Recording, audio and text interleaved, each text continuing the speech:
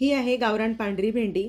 साधारण हिचा येण्याचा जो काळ असतो नवरात्र, दिवाळी, तिथून पुढे अगदी डिसेंबरच्या शेवटच्या आठवड्यापर्यंत ही भेंडी मिळत असते। कारण की ही गावरान भेंडी आहे।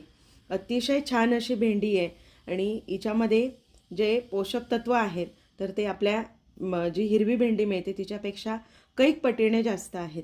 अशी जर भेंडी तुम्हाला मिळाली तर ही भेंडी फक्त 4च महिने मिळत असते। तर ही भेंडी आवर्जून खावी। आणि आता ही भेंडी मी करून घेते। ही भेंडी करण्याची एक वेगळी पद्धत आहे। हिला आधी फोडीसारख्या कट करून घ्यायच्या, जशा गिलक्याच्या फोडी करतो त्या पद्धतीने हिच्या फोडी करायच्या आणि झाकणावर पाणी ठेवून त्याला वाफवू द्यायचं। वाफेने छान होते ही भेंडी। याच्यामधल्या बिया ज्या आहेत तर त्या बिया मुलांच्या मेंदूला अगदी चालना देण्यासाठी, मेंदूसाठी जे पोषक तत्व लागतात ते ह्या भेंडीच्या बियांमध्ये असतं। म्हणून त्याच्यामधल्या बियाचं सुद्धा वाटण करत असतात आणि ह्या बिया कोवळ्या असतात।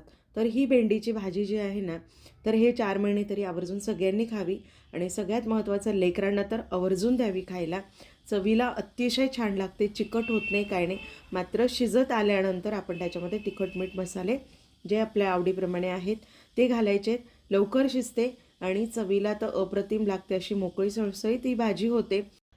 डब्याला द्या किंवा नाश्त्यासाठी खा, अशी छान भाजी तुम्ही करा। लाईक करा, शेअर करा आणि चॅनलला सबस्क्राईब मात्र नक्की करा।